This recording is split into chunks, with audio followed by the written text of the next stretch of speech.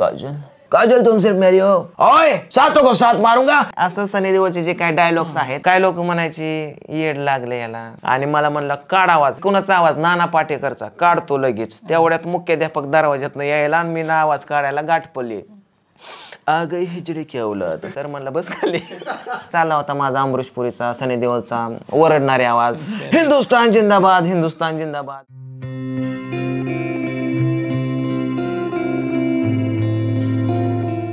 घरात जर ओरडलं ना, ओय, घरातली होय, बाहेर होय.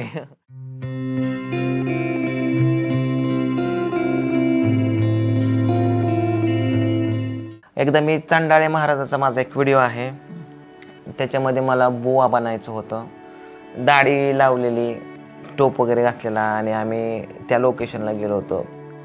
तर नमस्कार मित्रांनो, आज मी पहिल्या प्रथमच राजेंद्र बनसोडे ऑफिशियल या चॅनलवरती समोर येतोय. बऱ्याच दिवसात मी अशा व्यक्तीला भेटतो की तुम्ही बघितलं असाल तुम्ही किंवा ओळखतच असाल, अशा व्यक्तिमत्वाला मी आज भेटतो की अख्ख्या महाराष्ट्राला खळखळून हसवणारं. तर पाहूया, त्यांच्याशी आपण गप्पा मारूया. ओके, नक्कीच. सर्वप्रथम मी धन्यवाद म्हणतो, त्यांनी वेळात वेळ काढून या ठिकाणी बारामतीला आले, त्यांच्या गावाहून इतक्या लांबून आमची मुलाखत घेण्यासाठी. आणि फर्स्ट टाईम ते कॅमेऱ्यासमोर ॲक्ट करतायत किंवा येत आहेत, त्याच्यामुळे ते थोडंसं जमलिंग होते. कारण याच्या पाठीमागे जेवढे पण तुम्ही मुलाखती बघितला, त्या कॅमेऱ्याच्या पाठीमागं राहून ते ॲक्टिंग करत होते. आज पहिल्यांदाच कॅमेरा समोर येऊन ते बोलतायत, ते फक्त माझ्यामुळे. कारण मी त्यांना खूप फोर्स केला की सर तुम्ही असं समोरासमोर बसून मुलाखत घ्या, ते छान वाटेल. आणि ॲक्च्युली चॅनलचा ओनर मेंबर ॲडमिन कोण आहे ते समजेल. हां, तर आज बघूया, छान छान आपण गप्पा मारूया राजेंद्र सरांबरोबर. बघूया काय काय प्रश्न विचारतायत. आपण तुम्ही ह्या क्षेत्रात कसे आले, कसे वळले? म्हणजे तुम्ही याचं शिक्षण घेतलं होतं का कुठं, का तुम्हाला कोणी सांगितलं की बाबा असं असं आहे? तुम्ही सुरुवात कशी केली नेमकी?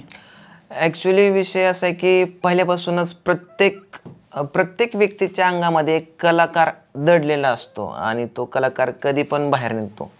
मग त्याला वयाची लिमिट नसते, म्हातारपणी निघतो आणि लहानपणी निघतो. तसा माझा लहानपणापासून कलाकार अंगातून बाहेर येण्याचा प्रयत्न करत होता. आणि 2009 पासून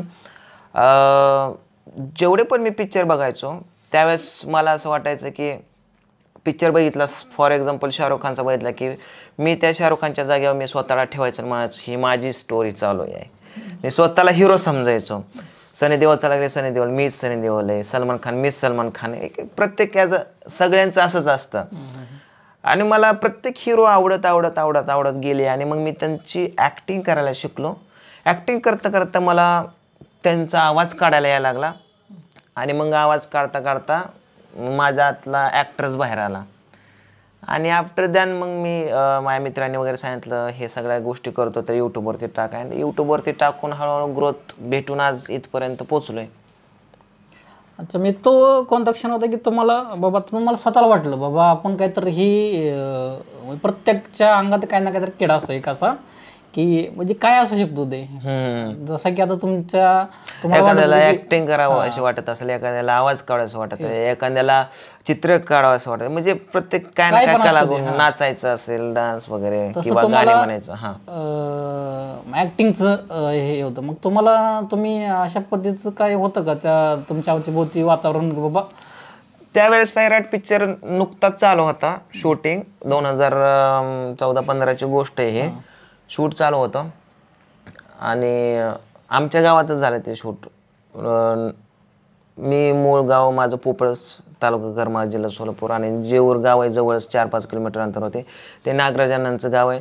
नागराजांनांचं गाव असल्यामुळे त्यांनी बऱ्यापैकी कलाकार तिथले आसपासमधलेच घेतले होते. आणि त्यातला जो आर्चीचा भाऊ होता तो आमच्याच गावातला होता. त्याचं नाव आहे सूरज पवार सूरज पवार. आणि नागराज अण्णांनी त्याला लहानपणीच फॅन्ड्रीच्या वेळेस घेऊन गेले होते. 2007ला मला चांगलंच आठवतंय, मी तिथं मराठी शाळेतच होतो. पिस्तुल्या नावाची फिल्म होती त्यावेळेस. तेव्हापासूनच मला आवड निर्माण झाली. आणि नंतर सैराटच्या वेळेस आणि ज्यावेळेस आवाज मला यायला लागले वेगवेगळे, त्यावेळेस आता माझ्यामध्ये जी कला आहे ती 4 लोकांनी सांगितल्याशिवाय मला नाही कळणार. समजा तुम्ही म्हणला अरे हे तुला येतंय आणि चांगलं करतोय, तर मग मला वाटणार अरे हा हे मला येते.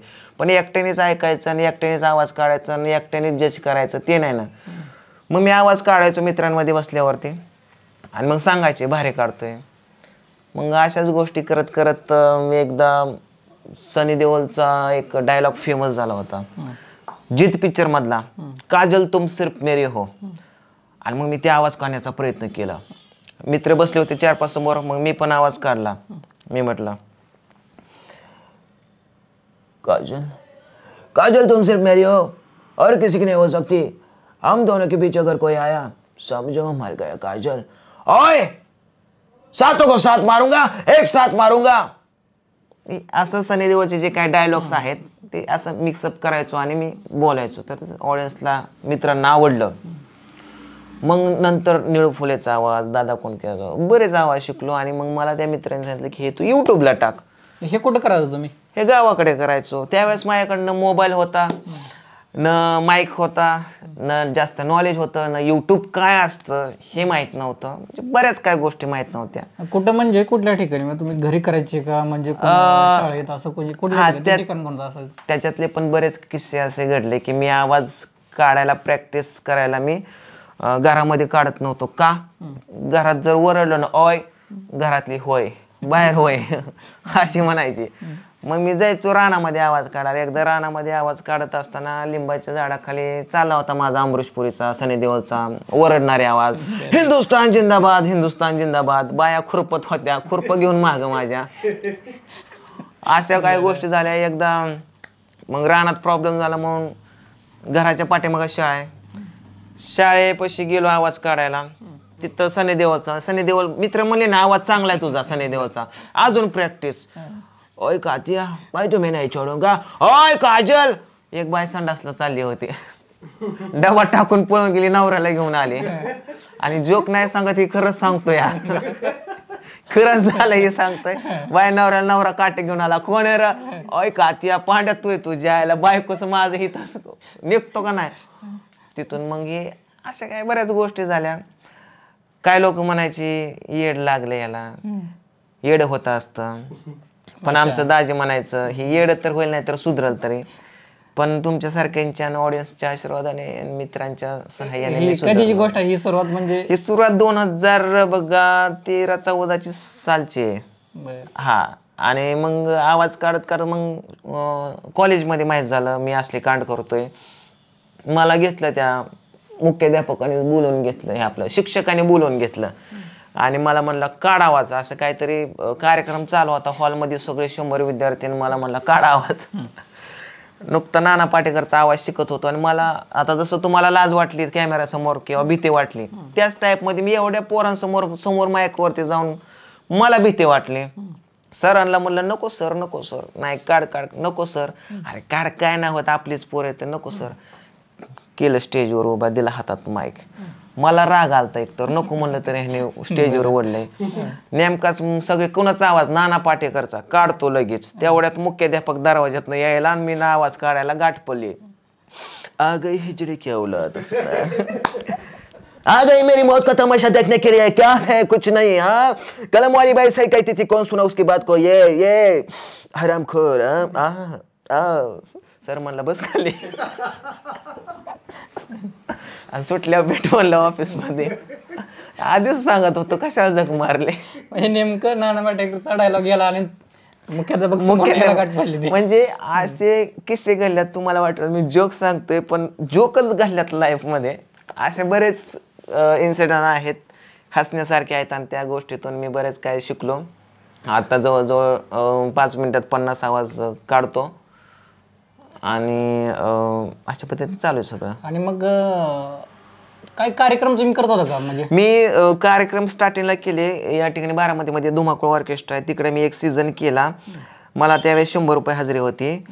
कला कमी आणि उचलाउचलीची जास्त कामं होती मला. शेट उचल, शेट लाव, पाणी दे, पोहे दे, ही कर ती कर आणि त्यातून एखादा चान्स एक आवाज काढायला, ती पण थरथर थरथर पाय कापत स्टेजवर जायचं. पण त्या ठिकाणी मला कॉन्फिडन्स आला, स्टेज कॉन्फिडन्स.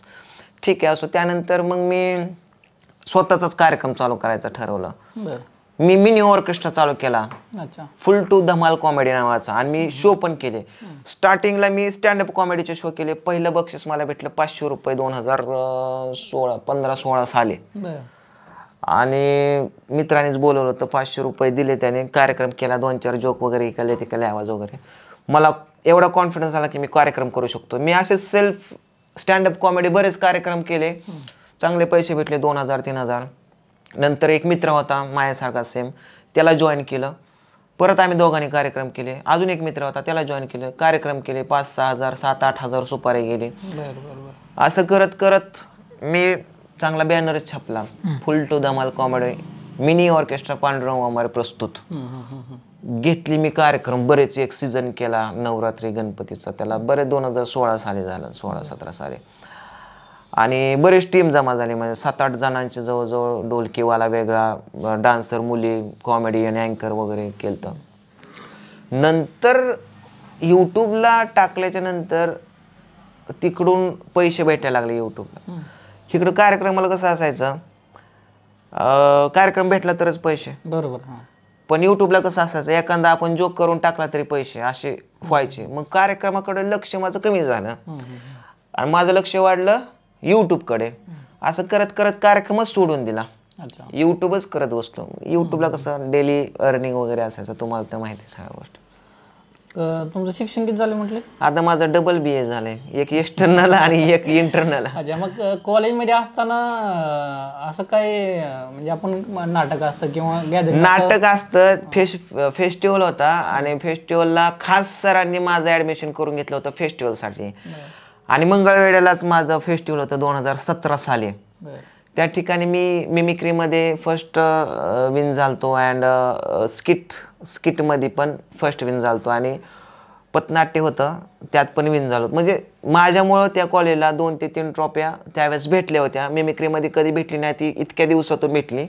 आणि स्किटला सुद्धा. तर तिथलं कॉलेजचे शिक्षक वगैरे सगळे खुश होते, मस्त झाला. मग हे कॉमेडी अशा पद्धतीने करत असताना म्हणजे हेच करायचं आपल्याला, आता कसं ठरवलं होतं का? मग ठरवलं काय नव्हतं, पण एक याच्यातूनच ॲक्च्युली हीच माझी आवड आणि हीच माझी निवड झाली. आवडीतनंच पैसे भेटत गेलं, त्याच्यामुळे दुसरं काय काम करायची गरज नाही पडली. आवड पण, छंद, कला सगळे जोपासता येतात आणि त्याच्यातून आपल्या उदरनिर्वाहासाठी सगळ्या गोष्टी भेटत आहेत. त्याच्यामुळे काय टेन्शन नाही आहे. आता बघा, आपण एका वयापर्यंत आपण आई वडिलांवरती अवलंबून असतो, बरोबर? किंवा मग आपल्या घरच्यांना पण वाटत असं, बाबा आता पोरगं मोठं झाले किंवा शिक्षण घेत तर त्यांना नोकरी करावी, असं करावं. तसं तुमच्या घरच्यांना काय वाटत होतं? किंवा मग ज्यावेळेस लग्नाच्या वेळेस, एक आपण अशा देशात राहतो की इथं खूप मोठा कॉन्ट्रास्ट आहे असा की लग्न करताना खूप साऱ्या गोष्टींचा विचार केला जातो. तर त्याच्याबद्दल तुम्हाला काय असं अडचण आली का किंवा घरच्याकडून असं काय? लग्नाची स्टोरी म्हणायला गेलं तर खूप मोठी स्टोरी. माझं लग्न फॉर एक्झाम्पल आज होईल कोणालाच माहीत नाही, मला पण माहीत नाही की आज माझं लग्न आहे. अशा पद्धतीत लग्न झालं. ते लग्नाची स्टोरी मोठी आहे, तुमचा व्हिडिओ खूप मोठा होईल. शॉर्टकटमध्ये सांगतो. गेलो डायरेक्ट पोरगे बघायला आणि लग्न करून टाकलं. हिला फक्त आई आहे, आईशिवाय दुसरं कोणी नाही आहे. त्याच्यामुळे समथिंग्स काय गोष्टीमुळं लवकर लग्न केलं. आईवडिलांना माझ्याकडून काय अपेक्षा नव्हत्या, उलट माझ्याच अपेक्षा होत्या की मी आईवडिलांसाठी, घरच्यांसाठी काहीतरी करावं चांगल्यात चांगलं. आणि मला एक दिवस विश्वास होता की मी एक ना एक दिवशी काय ना काय भलं मोठं काहीतरी काम करेल आणि लाखो रुपये भेटतील या कामातून, असा विश्वास होता. आणि ती गोष्ट यूट्यूबच्या माध्यमातून साध्य झाली आणि अपेक्षेच्या बाहेर सगळ्या गोष्टी झाल्या. म्हणजे वाटलं नव्हतं की इथपर्यंत हा प्रवास. जो माणूस सायकल घेण्यासाठी त्याच्याकडे पैसे नव्हते, आज त्याने 4 व्हीलर घेतली. म्हणजे समथिंग्स डिफरंट. सायकलीपासून मोठ्या गाडीपर्यंत. विमानात कधी बसेल असं वाटलं नव्हतं आयुष्यामध्ये, विमानामध्ये बसलो, खूप छान वाटलं. या सगळ्या गोष्टी ऑडियन्सच्या प्रेमामुळे आणि यूट्यूबमुळे आणि ह्या कलेमुळेच साध्य झाले. तर वहिनी, तुम्हाला प्रश्न विचारतो मी. ज्यावेळेस तुम्हाला बघायला आले हे, त्यावेळेस तुम्हाला वाटलं होतं म्हणजे अशा पद्धतीचा अशा व्यक्तीबरोबर आपलं लग्न होईल की एक माणूस आहे की अख्ख्या महाराष्ट्र त्या व्यक्ती ओळखतो काय? त्यावेळेस माझं एवढं काही नव्हतं. आमचं लग्न झालं 2017 साली. त्यावेळेस माझं चॅनल ॲक्च्युली 2018च्या एंडिंगला 18ला फॉर्मला आला आणि 17ला लग्न झालं. अच्छा. हा, मग फॉर एक्झाम्पल आपण असं पण म्हणू शकतो की 17ला लग्न झालं तर 18ला प्रगती झाली. एक लक्ष्मी आली घरामध्ये, त्याच्यामुळे प्रगती झाली. माझ्यामुळे तिचं चांगलं झालं, त्याच्यामुळे माझं, बरोबर. दोघांमुळे एकमेकांचं असं. म्हणजे तुम्हाला काय वाटतंय आता तुम्ही बोला वहिनी, म्हणजे तुम्हाला तुम्ही लग्न केलं त्यावेळेस काहीतरी परिस्थिती तुम्ही गेली असेल, बरोबर आहे, आणि नंतर एक 2 वर्षानंतर वाढलं काहीतरी, चांगली अचिव्हमेंट झाली किंवा काहीतरी 2 पैसे मिळायला लागले, तर त्याबद्दल काय वाटतं तुम्हाला? काय वाटतं? बोला येईल म्हणजे तुम्हाला कधी असा विचार केला होता, तुम्हाला वाटलं होतं का तुम्हाला काय बाबा आपण ज्या माणसाबरोबर लग्न केलं सुरुवातीला काय असेल परिस्थिती, तर नंतर आता हे बघून काय वाटतं तुम्हाला? आता वाटून चांगलंच वाटतंय की सगळं चांगलं झालंय. ते जास्त बोलत नाही, ते कॅमेऱ्याच्या बाहेर किचन मध्ये, हॉल मध्ये, बेडरूम मध्ये एकट्याला घेऊन लय बोलतात, कॅमेऱ्यासमोर नाही बोलत. तर मग आता हे करत असताना जे तुम्ही कॉमेडी करायला सुरुवात केली होती, म्हणजे जे की ऍक्टरला बघून, एखाद्या आपले बॉलिवूडचे किंवा हिंदी कलाकाराला बघून, त्यांना बघून तुम्ही कॉमेडी करण्याचा प्रयत्न करा किंवा त्यांचे नकल करत होता, बरोबर आहे का? तर पहिल्यांदा असा चान्स कधी मिळाला तो की तुम्हाला खरोखर की तुम्हाला स्क्रीनवर येण्याचा? आणि स्क्रीनवर म्हणजे आपल्या स्वतःच्या कॅमेरा समोर का इतर? नाही, फिल्म मध्ये म्हणा किंवा कुठल्या शॉर्ट फिल्म मध्ये? नाही, ऍक्च्युली ज्यावेळेस यूट्यूब कडून पैसे भेटायला चालू झाले त्यावेळेस म्हणजे मला शॉर्ट फिल्मच्या नॉर्मल वेब सिरीज किंवा मालिका याच्या ऑफर्स यायच्या, पण मला जाऊ वाटत नसायचं, नको वाटायचं. कारण तिकडे गेलं तर तिकडे पैसे कधी भेटतील काय सांगता येत नाही, कारण त्यांच्या आफ्टर सगळं शूटिंग नंतर चेक ह्या त्या गोष्टी बऱ्याच काय असते. आणि रिसेंटली यूट्यूबचे पैसे बंद झाले तर आपलं जे सर्कल असतं ते बंद होणार, कारण आता सध्या तर फॅमिली सगळी माझ्यावरती डिपेंड आहे आणि आपण सध्या बाहेर गावात राहतो, बारामती सारख्या ठिकाणी. खर्च तर तुम्हाला माहीत असेल, खूप खर्च वगैरे असतो. मग मी जर 1-2 दिवस 8-10 दिवस काम बंद ठेवलं तर रोलिंगला प्रॉब्लेम, पैशाला प्रॉब्लेम, त्यामुळे मी यूट्यूब सोडत नाही, बाहेर जात नाही. आणि यूट्यूबवरतीच बऱ्याच काय गोष्टी भेटत आहेत, त्याच्यामुळे नको वाटतं दुसरं. आणि जे काय क्रिएट करायचं असेल, तयार करायचं असेल, short film, web series, song वगैरे, ते मी स्वतःच तयार करतो. माझे बरेच यूट्यूबला सॉन्ग आहेत, वेब सिरीज आहेत, वेब सिनेमा आहेत, ब्लॉग तर डेलीचेच असतात, म्हणजे बऱ्याच काय गोष्टी आहेत.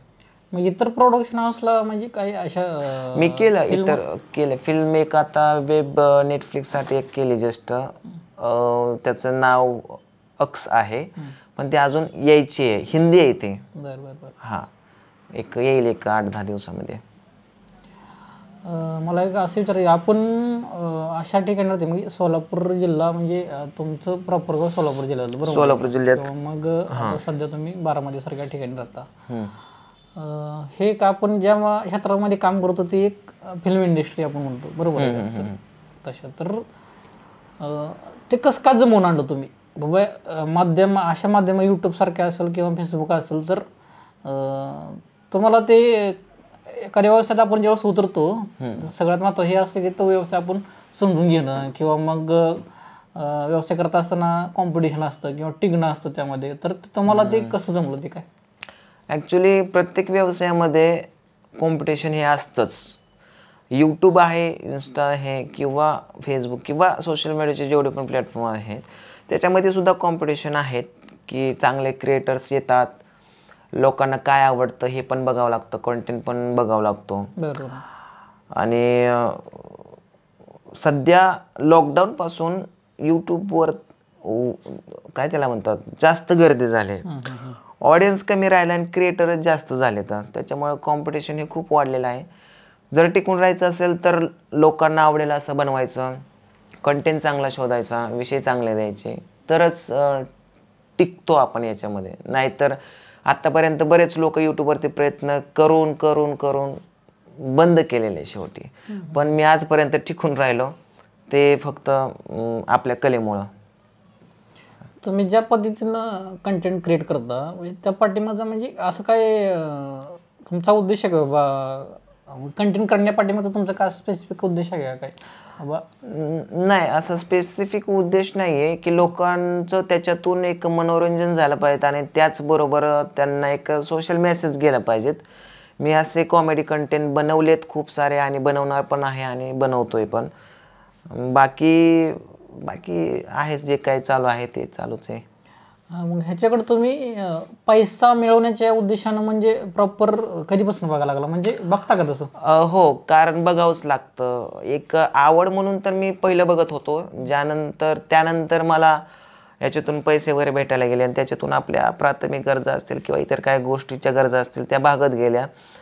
तर त्याच्यामुळं आपल्याला हा बिझनेस म्हणून पण बघावा लागतो आणि एक एंटरटेन म्हणून पण बघावं लागतं आणि आपली एक कला जोपासण्यासाठी सुद्धा मी ह्या गोष्टी करत असतो. आणि आपला जो हा प्रवास आहे, जसं की मी 10 वर्षापूर्वी काय केलेल्या गोष्टी आपल्याला कायमस्वरूपी बघायला राहतात सोशल मीडियावरती. त्यासाठी सुद्धा मला हे क्षेत्र चांगलं वाटतं एक बिझनेसच्या दृष्टीने आणि सगळ्याच दृष्टीने. आता हे कॉमेडीचा कंटेंट क्रिएट करत असताना सुरुवातीला म्हणा किंवा हे जोपर्यंत ग्रोथ होत नव्हतं तोपर्यंत म्हणजे तुमच्याकडे बघण्याचा घरच्यांचा किंवा इतरांचा दृष्टिकोन कसा होता किंवा तुम्हाला? म्हणजे प्रत्येकाचं तसंच असतं, सक्सेस मिळत नाही तोपर्यंत मागं शिव्या घालतात, घाण बोलतात किंवा नावं ठेवतात. सक्सेस भेटल्यानंतर तीच लोक आपल्या पायाखाली असतात किंवा समथिंग्स काय चांगलं बोलतात, गोड बोलतात. प्रत्येकाबरोबर असं होतं आणि प्रत्येक क्षेत्रात असं होतं. त्यामुळं माझ्याबरोबर पण असंच झालं की ज्यावेळेस आवाज काढायचो किंवा कार्यक्रम करायचो, नावं ठेवायची, हे काय पण बोलायचे वगैरे.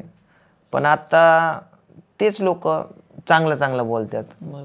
ज्यावेळेस गुळाला गोडवा असतो तोपर्यंत मुंगळं चिटकतात, गोडवा संपला निघून जातात. अशा पण काही गोष्टींचे अनुभव पण घेतलेत. म्हणजे लाईफने खूप काही शिकवलं आणि अनुभव हे सगळ्यात महत्त्वाचा असतो. बरोबर. आपण जसं जसं पुढे जातो तसं तसं आपल्याला ते अनुभव येत जातो. बरोबर. म्हणजे मला हे सांगा म्हणजे आता हे करत असताना म्हणजे घरच्यांकडून म्हणजे असे काही किस्से घडले का घरच्यांच्या बाबतीत बाबा तुम्ही काहीतरी कॉमेडी करता मग तुम्हाला काहीतरी करतंय असं पण ह्याच्यातनं असे काही किस्से क्रिएट झालेले तसे काय? तसे म्हणजे ऍक्च्युली स्टार्टिंगला व्हायचे, घरचे माझ्याकडे लक्ष देत नसायचे. पण ज्यावेळेस त्याच्यातून पैसे भेटायला लागले त्यावेळेस काय नाही बाळा कर, छान आहे, मस्त करतोय, कर. आणि आता तर सगळ्या घरच्यांनाच घेऊन मी करतोय व्हिडिओज वगैरे. त्यामुळे काय नाही, पैशापुढं सगळी दुनिया झुकते. आणि शेवटी आफ्टर ऑल आपण सगळ्या गोष्टी कशासाठी करतो? पैशासाठीच करतो. याच्यातून पैसा भेटतो हे करणं काय वाईट नाही आहे. हां, तर सुरुवातीच्या काळामध्ये तुम्ही तुमच्या मित्रांसोबत तुम्ही सांगितल्याप्रमाणे मित्रांसोबत तुम्ही बसून तुम्ही अशा कॉमेंट्री करण्याचा प्रयत्न करतो, बरोबर आहे का? तर त्यावेळेसचे किस्से मला जरा सांगा. म्हणजे तुम्ही काय एका दिवसात ते हे झालेलं नाही, त्याला बराच कालावधी गेला असताना, महिने गेले, वर्ष गेले, बरोबर आहे. वेगवेगळे किस्से असतील ते. म्हणजे किस्से तसे बऱ्याच प्रकारचे आहेत. कुठला पण माणूस एकदाच काय गोष्टी शिकत नाहीत, त्याला अनुभवातून सगळ्या गोष्टी शिकावं लागतं. त्याच पद्धतीने आम्ही शूटिंग करत असताना पण बरेच काय किस्से घडायचे, रिटेक व्हायचे. त्याच्यामध्ये आम्ही हसायचो, अनुभव घ्यायचो. एकदा मी चंडाळे महाराजाचा माझा एक व्हिडिओ आहे, त्याच्यामध्ये मला बुवा बनायचं होतं, दाढी लावलेली, टोप वगैरे घातलेला आणि आम्ही त्या लोकेशनला गेलो होतो. सैराटचं जे लोकेशन आहे बघा, एक आरची आणि परशा नदीच्या मध्यभागी बसतात बघा, त्या एका वाड्यावरती सॉन्गमध्ये आहे ते. त्या लोकेशनला गेलो होतो, तिथे चंडाळे महाराज केला होता. आणि तिथे एक ज्या माणसाने आम्हाला ते लोकेशन अरेंज करून दिलं होतं त्यांना आम्ही शूटमध्ये घेतलं होतं,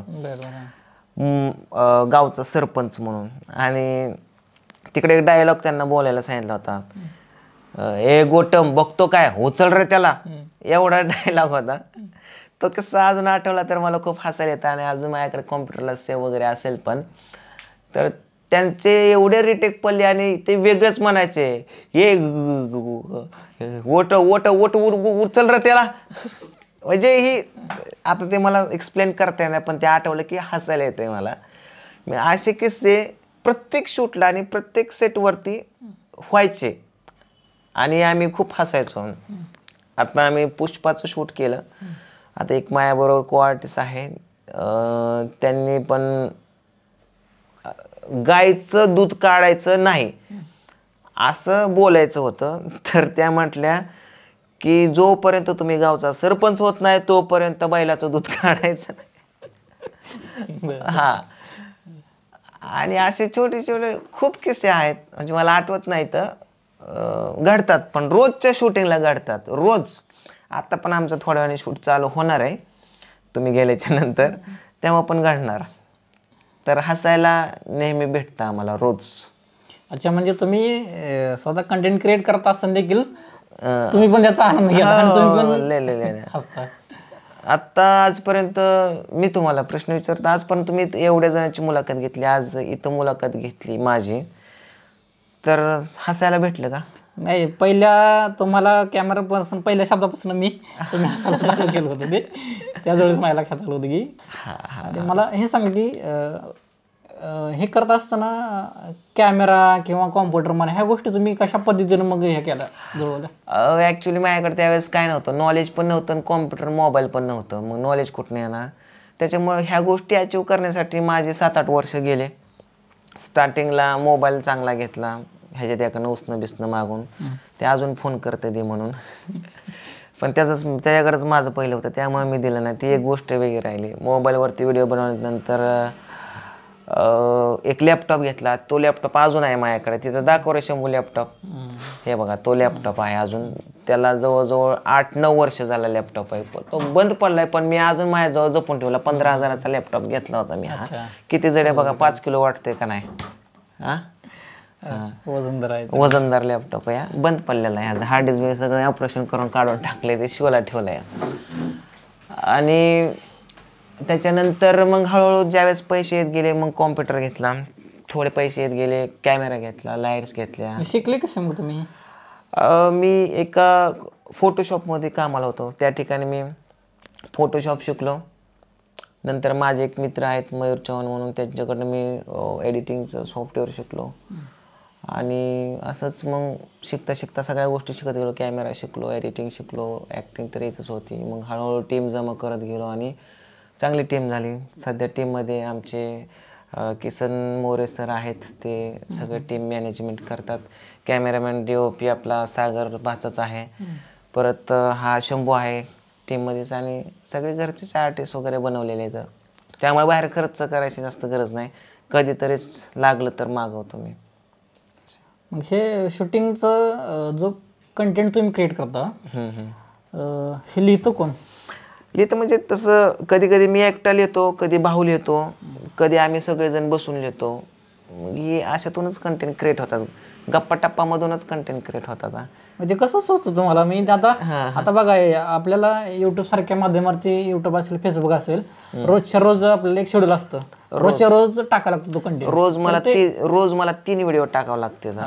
एक माझ्या चॅनलला वाईफ अँड कृष्णाच्या, आणि आठवड्यातनं एक व्हिडिओ मोठा कॉमेडीचा बनावा लागतो. आणि मग ह्या सगळ्या गोष्टी दिवस आपल्या याच्यातच जातो. स्क्रिप्टच्या वया असा बॉक्स ढीक पडला स्क्रिप्टला, तिकडे ड्रेपर आहे, कॅमेरा आहे, सगळा सेटअप आहे, आणि कामच हे झालं, त्याच्यामुळे दुसरं काय येतच नाही आपल्याला. ते रिहर्सल वगैरे आपण म्हणतो तसं प्रॅक्टिस वगैरे काय करता का तुम्ही? नाही, आमचं ऑन द स्पॉटच असतं सगळ्या गोष्टी. रिहर्सलची गरज नाही. एवढा अनुभव आला की रिहर्सल चांगला व्हिडिओ आपल्याला बनवायचा असेल तरच थोडीफार रिहर्सल, व्हिडिओच्या शूटच्या आधी 5 मिनिटं. म्हणजे कॅमेरा घेतला, कॅमेरा लावला, डायरेक्ट कॉमेडी चालू. मग अगोदर थोडा सेटअप बसवायचा, डायरेक्ट कॅमेरा चालू. कधी सुरुवातीच्या काळात असं काय व्हायचं का बा, म्हणजे हे अशा पद्धतीने कसं कधीपासून चालू केली की कधी कधी काय होतं मला, आपण चालू करतो, कधी कधी होत नाही ते, असं काय घडायचं का काय? हो, खूप खूप गोष्टी झाल्या. तर एक दिवशी तर आम्ही एक शूटच कॅन्सल केलं, तर झालंच नाही, टेकच बसत नव्हता, चुकायचोच 3दा, जी बुबडीच वळायची, पाणी पिलं तरी बुबडी वळायची. किसन म्हणला ही टाक, पण म्हणलं नको बाबा, ही म्हणजे त्या शूटमध्ये होतं. शूट आम्ही असं दारूचं बेवड्याचं, आता माझी सुरुवातच बेवड्यापासून झाली.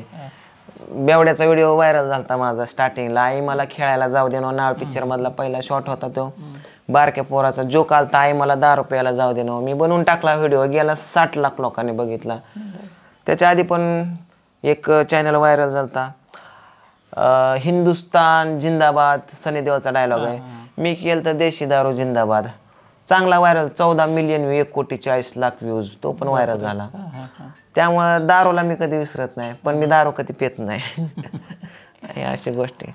हे करत असताना यूट्यूब सारख्या माध्यमातून किंवा फेसबुकवरती लोक बरेच जण कमेंट करतात, बरोबर आहे का? हो करतात. तर त्यांचा काय अनुभव तुम्हाला काय?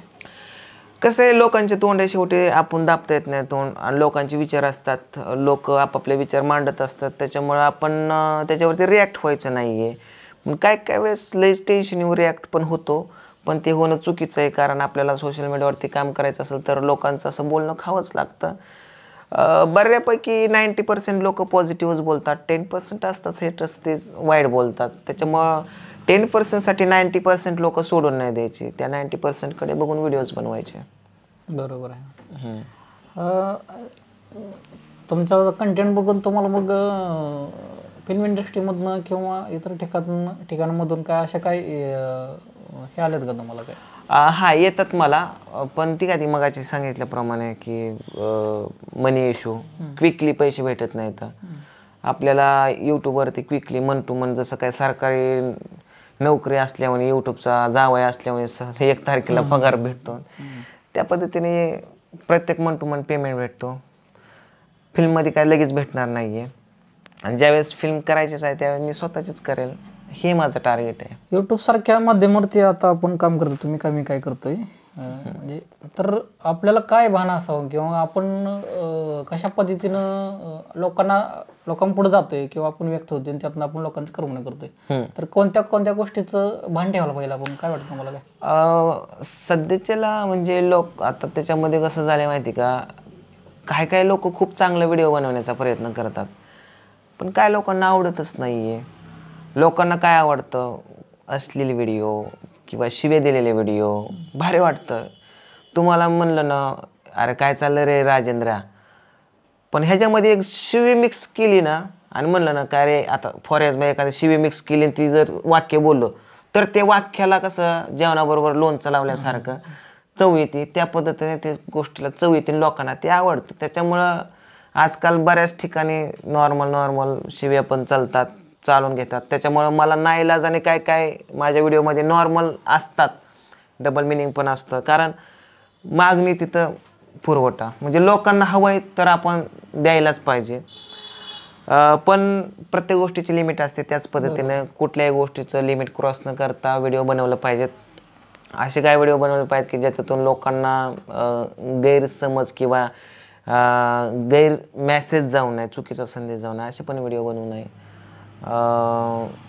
समाजाला धोका होईल किंवा इतरांना त्रास होईल आपल्या ह्याच्यामुळे, असे पण व्हिडिओ बनवू नये.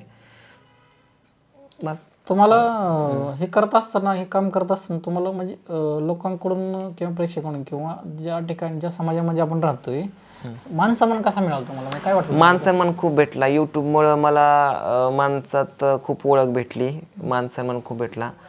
रोज 1-2 तरी फॅन्स घरी भेटायला येतात रोज, असा एकही दिवस नाही गेला की कोण आले नाही. किंवा बाहेर गेले तरी कुठल्या पण गावामध्ये जाऊ द्या, कोण ना कोण ओळखीचं भेटतं आपले फॉलोअर्स. ते खूप छान वाटतं बघण्या, म्हणजे ते बघून त्यांनी ओळख देऊन तेवढा मान सन्मान खूप छान वाटतं. म्हणजे हे सगळं साध्य झालं यूट्यूबमुळे आणि कलेमुळे. कधी विचारच केला नसेल की बाबा नाही पद्धतीचं आपण, आपल्याला कोण कोण ओळखतं माहिती का, आपल्या मोबाईलमधले जेवढे 100-150 नंबर असतात तेवढेच ओळखतात. त्यातले नेहमी उसण्यावाले पैशावाले असतात, नेहमी काहीतरी उधारेवाले, आणि गावातली 4 टाळकी तेवढेच ओळखणारे. बाकी कोण पाहुणा रावळ्यात तर सगळी इज्जत गेलेली असते आपली. पण यूट्यूबच्या माध्यमातून आज अख्खा महाराष्ट्र ओळखतो. सगळे नाही म्हणा, पण महाराष्ट्रातले बरेच लोक ओळखतात. ते छान वाटतं. असं म्हणजे एक यूट्यूब फॅमिली तयार झाली आपली, आहे का नाही? नवीन क्रिएटरना तुम्ही काय सांगता? म्हणजे काय नवीन क्रिएटरना एवढंच सांगेल की तुम्ही कंटेंट क्रिएट करा, चांगला करा, आणि चांगलं केलेलं चांगलंच होतं. चांगला कंटेंट बनवला तर तुम्ही चांगलं टिकून राहाल, आणि लोकांना चांगला संदेश दिला तर लोकसुद्धा तुम्हाला चांगला प्रतिसाद देतील. बस एवढं सांगणं आहे, चांगलं करत राहा. वाईट केलं तर एक ना एक दिवस ते टिकत नाही, थोडे दिवस टिकतं पण त्याचा अंत कधी ना कधी होतच असतो, चांगल्याचा होत नाही. अच्छा. मग तुम्ही आता ह्याच्यामधून काही थोडेफार पैसे मिळाले असेल, मग ह्याच्यातून तुम्ही काय स्वतःसाठी काय काय गोष्टी हे केल्या तुम्ही आता? आत्ता तशी अचिव्हमेंट बघायला गेलं तर बऱ्याच काही गोष्टी आहेत. त्यासाठी फॅमिली बॅकग्राऊंड पण आपलं चांगलं पाहिजे. काय फॅमिली बॅकग्राऊंडमध्ये माझे असे बरेच खड्डे येऊन गेलेत, ते मी यूट्यूबवरती नाही सांगू शकत. त्यामध्ये माझे बरेच पैसे खर्च झाले. त्याच्यामुळं मी बाकीच्या यूट्यूबरांसारखा सध्या टॉपला जसं बाकीच्या यूट्यूबरांनी कसं स्वतःच घरदार वगैरे बांधून घेतलं, जमीन वगैरे घेतली, त्या पद्धतीने माझं काही नाही झालेलं. पण त्या दिशेने आहे मी, होईल लवकरात लवकर. सध्या जे तुम्ही बघताय गाडी, कॅमेरेज, हे PC सेटअप वगैरे ह्याच गोष्टी आहेत माझ्याकडे. आता मी थोडंसं क्रिएटर्स बघितले बरं का, आता काय ते ज्या पद्धतीने कंटेंट क्रिएट करतात, काही म्हणजे जोड्या येते त्यांच्या नवऱ्या बायकोच्या जोड्या आहेत, ज्या पद्धतीचं ते कंटेंट आपण बघतो थोडंसं, तो आता अलीकडं ते खूप वल्गर पण दिसायला लागलाय, किंवा मग तशा पद्धतीचं ते त्यांची भांडणं असतील, एकमेकाला बोलणं असेल, तर ते काय वाटतं कितपत ते लोक आपण, कारण डिरेक्ट लोक बघतात, ते बघतात म्हणजे अगदी 5 वर्ष मलापासून 100 वर्षाच्या 80-90 वर्षापर्यंत लोक बघतात. हे कितपत योग्य वाटतं, काय वाटतं तुम्हाला ते? लहानपणी किंवा मागच्या काही काळामध्ये शेजारी भांडणं लागली तरी आपण खिडकीतनं डोकून बघतो, जाऊन बघतो. भांडणं का लागल्यात हे जोपर्यंत कारण समजत नाही तोपर्यंत आपण तिथून हलत नाही.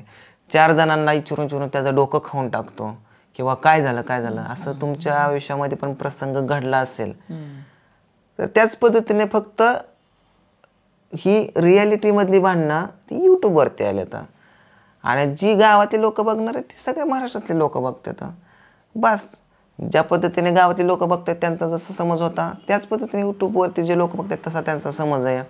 त्याच्यातून 4 पैसे भेटतात म्हणून ते अजूनच जास्त करतात. कर्मणूक म्हणून ते ठीक आहे, पण एक समाज म्हणून एक आपण ज्या समाजामध्ये राहतो त्याच्यावर, त्या समाजावरती त्या गोष्टींचा काहीतरी परिणाम होत असतो. समाजालाच आवडतं म्हणून ते त्या गोष्टी होत्यात. आता तुम्हाला सांगितलंच की या गोष्टी आवडतात, त्याच गोष्टी द्यावं लागतात.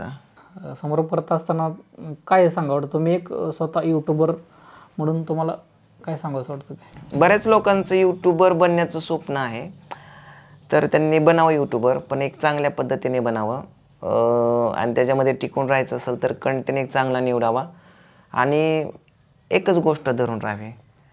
मल्टिपल केलं की कुठल्याच गोष्टीकडे टिकत नाही. जसं माझ्या आयुष्यामध्ये घडले, माझे 4-5 चॅनल आहेत, कुठल्याच चॅनलकडे लक्ष देता येत नाही आहे. एक चॅनलकडे लक्ष दिलं तर एकच चॅनल आपल्याला खूप पुढे घेऊन जातो. ठीक आहे, वेळात वेळ काढून तुम्ही मला तुमच्या बिझी शेड्यूलमधून माझ्यासाठी वेळ दिला, त्यासाठी तुमचे खूप खूप धन्यवाद दोघांचे. थँक्यू. नमस्कार. थँक्यू.